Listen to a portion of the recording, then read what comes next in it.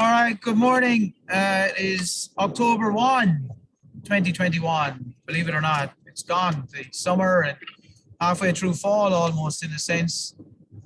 Temperatures have taken a decidedly fall-like um, movement, and we've started to see some low temperatures that possibly brought some frost up in northern Ohio, where we were down in the upper 30s. And so that will start to put a pretty big dent in much of the activity of our fall armyworm outbreak. I know Dr. Gardner said that the low temperature last night in the Columbus area was 49.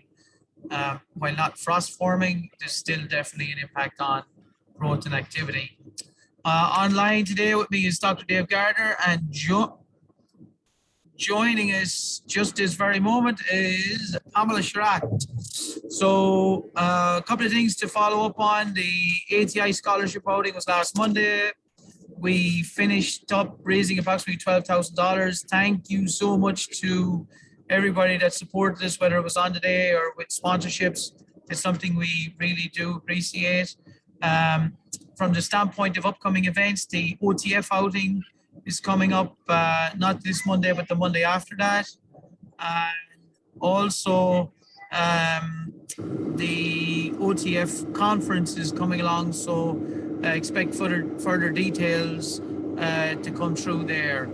Dr. Gardner, taking it away with weeds. All right. Hold on just a second.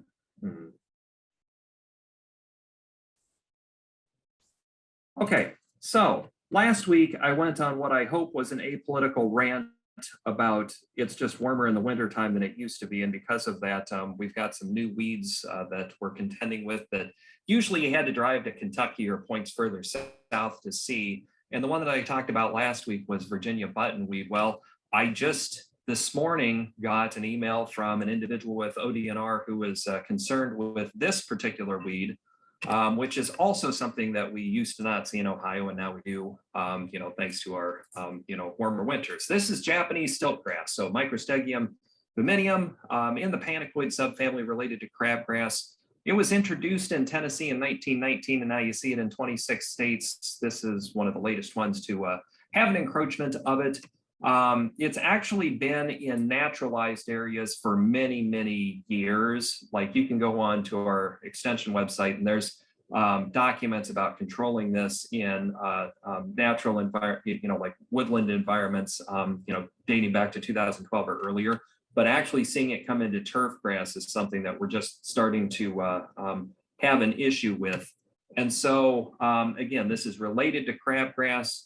Has some characteristics physically that are very similar to crabgrass, but there are some differences in the overall growth of the plant. But the point is that it can be kind of difficult to control after you have it. So you can control it either with pre-emergence, post-emergence herbicides, non-selective herbicides, or mechanical removal.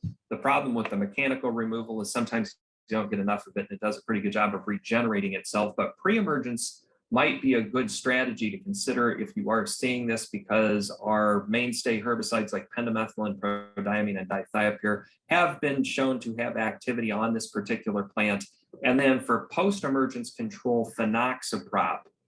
So the active ingredient in the herbicide acclaim has been shown to have activity on Japanese stiltgrass. Just remember that if you're going to use phenoxaprop, that it doesn't get along with 2,4-D or MCPP, are some of our more common broadleaf herbicides. You'd want to avoid application with or within 21 days if you were going to use that particular product.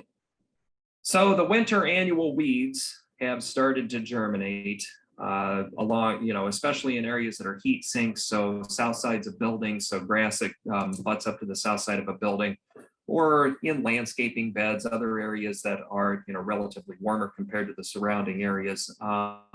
We're starting to see things like chickweed and henbit.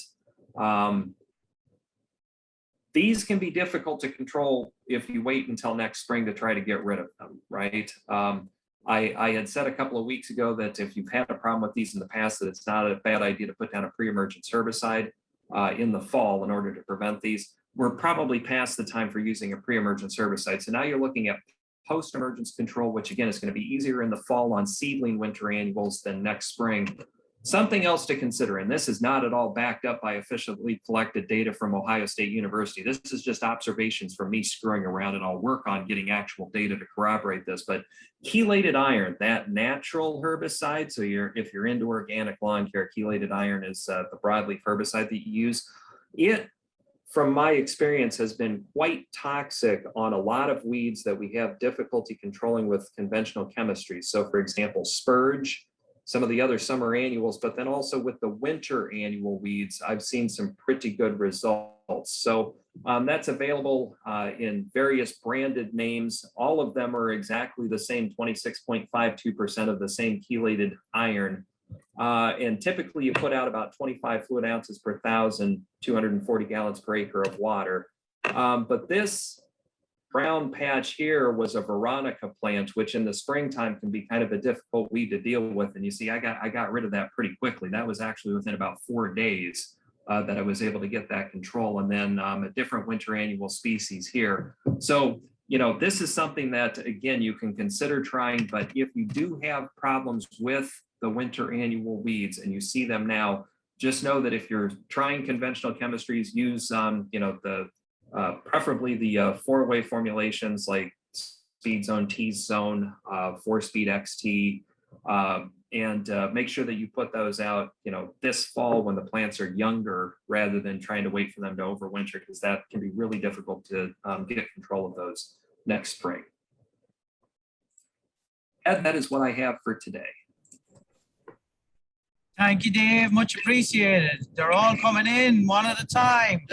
Next up, Pamela Sherratt with the Sports Turf update. Good morning, everyone. I hope you can hear me okay.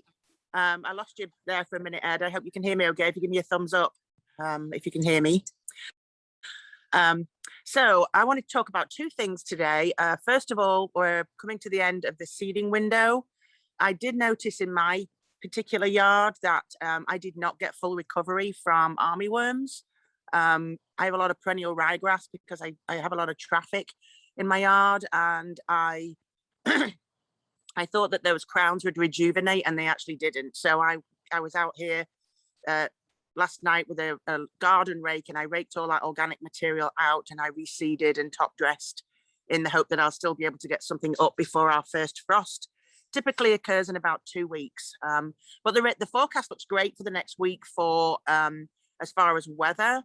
We might have some timely rain this weekend, but I'm still planning on syringing, coming out here and syringing that seed at least 3, maybe even 4 times a day, depending on how hot it gets. So we're coming to the end of our seeding window.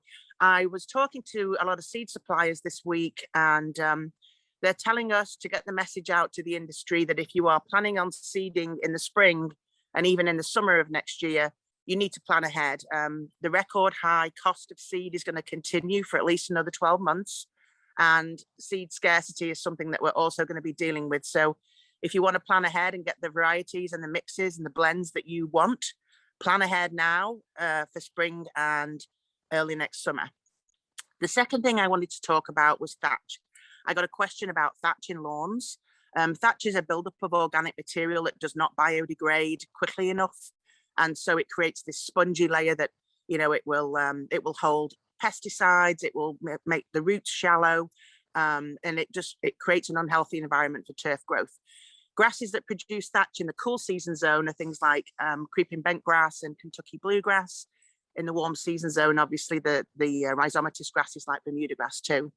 So what can we do? Well, the most effective thing you can do for thatch is to create an environment in that canopy, in that thatch zone, where microbes can break and arthropods and other organisms can break that thatch down. And so core aerification is great. You can pull cores up and you can leave those cores to settle back into the canopy.